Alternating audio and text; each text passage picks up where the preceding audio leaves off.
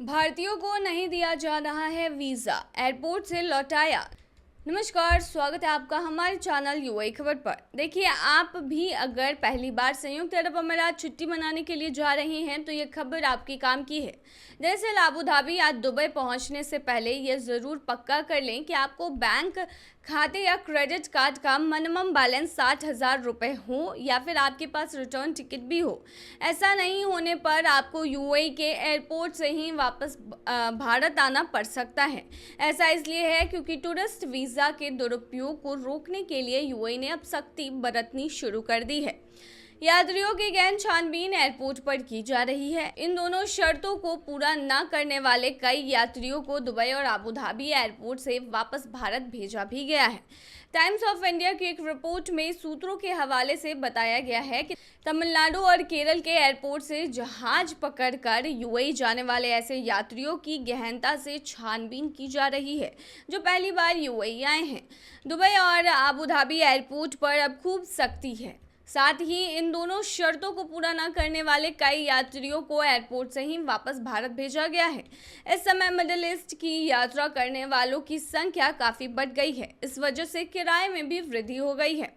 वहीं एयरलाइंस कंपनियों ने भी अकेले यात्रा करने वाले टूरिस्ट वीज़ा धारक 20 से 35 साल के यात्रियों की भी चेकिंग कड़ी कर दी है ताकि उन्हें डिपोर्ट होने से बचाया जा सके। अगर कोई देश किसी यात्री को डिपोर्ट करता है तो उसे उसके मूल देश वापस लाने की जिम्मेदारी उसे ले जाने वाली एयरलाइंस की होती है। इसी वजह से तमिलनाडु और केरल के एयरपोर्ट पर चेक इन में ज़्यादा वक्त लग रहा है। बता दें, ट्रैवल और टूर ऑपरेटर्स ने भी अब यात्रियों को यूएई इमिग्रेशन द्वारा की गई सख्ती से अवगत कराना शुरू कर दिया है और सभी नियम और शर्तों को पूरा करके ही यात्रा करने की सलाह भी दी है। चेन्नई मेट्रो ट्रैवल्स के बशीन अहमद ने बताया है कि यूएई ने सख्ती इसलिए की है क्योंकि कुछ लोग यूएई में टूरिस्ट वीज़ा की आड़ में काम करने जा रहे हैं। कुछ लोग अपनी रिटर्न टिकट कैंसिल कर देते हैं और यूएई में ही रुक जाते हैं। वास्तविक पर्यटकों, फैमिली और ग्रुप ट्रैवलर को कोई दिक्कत नहीं है। बता दें, एक देश से दूसरे देश जाने पर लोगों को वीज़ा की ज़रूरत होती है। हालांकि कुछ देश में वीज़ा फ्री एंट्री भी कुछ देशों के नागरिकों के लिए रहती है। 19 तरह का वीज़ा जारी किए जाते हैं, उसमें से ही एक टूरिस्ट वीज़ा भी होता है। यह वीज़ा सिर्फ घूमने फिरने के लिए जारी किया जाता है। इस वीज़ा के साथ जब कोई भी किसी देश की यात्रा करता है तो वो उस देश में किसी भी तरह की बिजनेस एक्टिविटी नहीं कर सकता है। टूरिस्ट वीज़ा को लेकर प्रत्येक देशों के अलग अलग नियम होते हैं। तो अगर आपके बैंक अकाउंट में 60,000 रुपये नहीं हैं और साथ ही आपके पास रिटर्न टिकट नहीं है तो आपको फ़िलहाल यूएई में एंट्री नहीं मिलेगी अगर आप विजिट वीज़ा पर जा रहे हैं तो। सिर्फ वोट देने के लिए यूएई से भारत पहुंच गया बिहारी युवक। दरअसल एक बिहारी व्यक्ति है जो कि सिर्फ वोट देने के लिए यूएई से फ्लाइट की टिकट कराता है और सीधे बिहार पहुंचता है। लोकसभा चुनाव के छठे चरण में बिहार की 8 लोकसभा सीटों पर सुबह 7 बजे से 6 बजे तक मतदान हुआ। बिहार के वाल्मीकि नगर, पश्चिम चंपारण, पूर्वी चंपारण, शिवहर, वैशाली, गोपालगंज, सिवान, महाराजागंज संसदीय सीटों के लिए मतदान संपन्न हो गया। लोकतंत्र के इस महापर्व में शामिल होने के लिए दुबई से एक युवा वोटर भारत पहुंचा। वो बिहार के गोपालगंज का रहने वाला है। जब उसे पता चला कि गोपालगंज में 25 मई को छठे चरण में वोटिंग होनी है तो दुबई में रह रहे युवा इंजीनियर रामप्रकाश तिवारी ने घर जाने के लिए तुरंत टिकट बनाया और अपने मताधिकार का प्रयोग करने के लिए बिहार के गोपालगंज जिले पहुंचे, जहां पोलिंग बूथ पर जाकर रामप्रकाश तिवारी ने अपने बहुमूल्य वोट का प्रयोग भी किया। देखिए, रामप्रकाश का कहना था कि हमारा एक वोट बहुमूल्य है। मजबूत और अच्छी सरकार बनाने के लिए वोट देना जरूरी है। अच्छे लोग चुने जाएंगे तभी ही वो देश का विकास कर पाएंगे। अपने मताधिकार का प्रयोग कर रामप्रकाश काफी खुश है। देखिए, उन्होंने आगे कहा कि लोकतंत्र को मजबूत बनाने के लिए वो दुबई से अपने मताधिकार का प्रयोग करने के लिए अपने घर आया है। मतदान के प्रति रामप्रकाश तिवारी अन्य लोगों को भी जागरूक कर रहे हैं, लोगों से भी अपने बहुमूल्य वोट देने की अपील कर रहे हैं। बता दें कि रामप्रकाश तिवारी गोपालगंज के हथुआ प्रखंड के पीपरा खास गांव के रहने वाले हैं। दुबई एयरपोर्ट में इंजीनियर के पद पर वो तैनात है। मतदान करने के लिए छुट्टी लेकर वो दुबई से से इंडिया पहुंच गए, जहां अपने गांव पहुंचकर मताधिकार का प्रयोग किया। रामप्रकाश के इस जज्बे को लोग भी सलाम कर रहे हैं। लोगों का कहना है कि रामप्रकाश की तरह यदि सब सोचने लगे तो मतदान का प्रतिशत बढ़ेगा।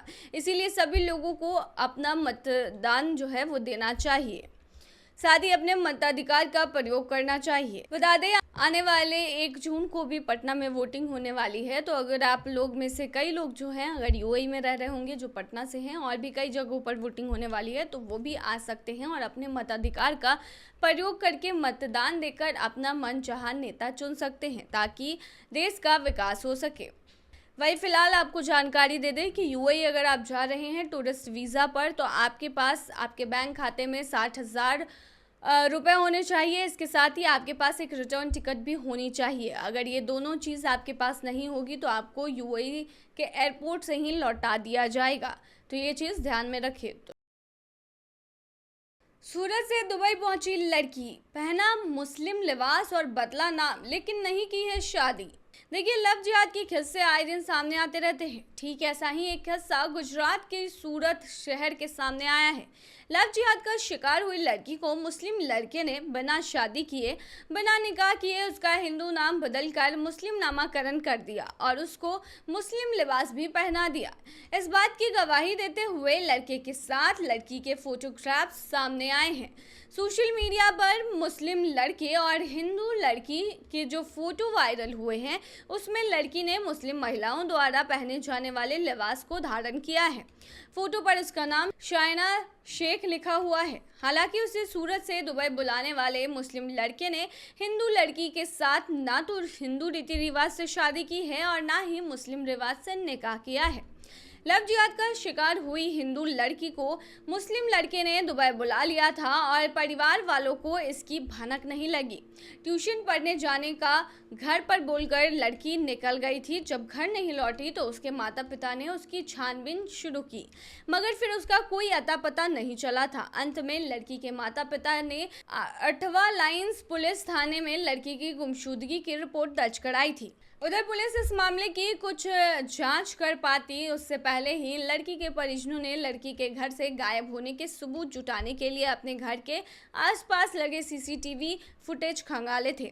इसमें लड़की मुंह को बांधे हुए और स्कूल बैग लटका कर अकेले जाते हुए सीसीटीवी फुटेज में नजर आई। लड़की के घर वालों ने पुलिस को जब इस मामले की जानकारी दी तो पुलिस ने मामले की जांच शुरू की थी। इस बीच पुलिस और लड़की के घर वालों को पता चला कि लड़की सूरत में तो क्या भारत में ही नहीं है, वह उसी मोहल्ले में रहने वाले एक मुस्लिम लड़के के बुलावे पर दुबई पहुंच चुकी है। इधर पुलिस ने लड़के के घर वालों पर दबाव बनाना शुरू किया था और लड़की को दुबई से भारत भेजने के लिए कहा। पुलिस के दबाव में आए लड़के ने दुबई से हिंदू लड़की को अकेले ही वापस सूरत भेज दिया और खुद दुबई में रुक गया था। सूरत आने पर लड़की के बयान पर पुलिस ने दर्ज किया और उसे दुबई जाने की वजह पूछी गई। इस पर लड़की ने पुलिस को यह बताया कि वह अपनी मर्जी से दुबई गई थी, उसे कोई भगा कर नहीं ले गया था। अब वह अपने माता पिता के घर पर रहने के बजाय बुआ के घर पर रहेगी। यह वाकया इसी वर्ष मार्च के महीने का है। 8वां लाइन्स पुलिस थाना क्षेत्र अंतर्गत रहने वाली 19 साल की हिंदू लड़की को उसी के मोहल्ले में रहने वाले शमीर शेख उर्फ समीर भरूची नाम के लड़के ने लव जिहाद में फंसाया था। लड़की हिंदू को लव जिहाद में फंसाने वाला समीर शेख जब अपने काम के लिए दुबई चला गया तो उसने बाद में लड़की को भी दुबई बुला लिया था ताकि किसी को भी उस पर शक ना हो। इधर लड़की को दुबई से वापस बुलाने के लिए लड़की के परिजन और पुलिस लगातार समीर के परिवार पर दबाव बना रहे थे। दबाव के चलते लड़के ने हिंदू लड़की को वापस सूरत भेज दिया था, मगर सूरत आने पर लड़की ने ऐसा कोई बयान नहीं दिया जिसके चलते उस पर कोई कार्रवाई हो, कानूनी दिक्कतों का समीर को सामना करना पड़े। लिहाजा गुमशुदा की एप्लीकेशन पुलिस ने फाइल कर दी थी। लव जिहाद का शिकार हुई हिंदू लड़की के माता पिता अपनी लड़की के किसी गैर हिंदू के साथ इस तरह के प्रेम जाल में फंसने को गंभीर बता रहे हैं। उनका कहना है कि उनकी लड़की का ब्रेन वॉश किया गया है और उसके बाद उसे लव जिहाद में फंसाया गया है। उसकी लड़की इस तरह की नहीं थी। पिता का कहना है कि उसकी लड़की को लव जिहाद में फंसाने के लिए पिछले 3 से 4 साल से प्रयास किए जा रहे थे। लड़की अभी भी लड़के के झांसे में है। लड़की उनकी बात ही नहीं सुन रही है। उसकी नज़र में माँ बाप अब कुछ भी नहीं है। लव जिहाद के शिकार हुई हिंदू लड़की की माँ का कहना है कि उनकी बेटी को इस तरह से फंसाया गया है कि आज वो हमारी बात सुनने को तैयार नहीं है। हमने अपनी बेटी की शादी को लेकर, उसके भविष्य को लेकर बहुत सारे सपने संजोए थे, मगर इस लड़के समीर ने उसका ऐसा ब्रेन वॉश कर दिया कि उसी को देख रही है। बातचीत करते करते हिंदू युवती की मां का गला भर आया। उन्होंने कहा कि बेटी के द्वारा इस तरह किए जाने से बहुत तकलीफ हो रही है। सरकार को ऐसे लोगों के खिलाफ कार्रवाई करनी चाहिए। तो ये थी तमाम जानकारी। बने रही ऐसी खबरों के लिए यूएई खबर पर।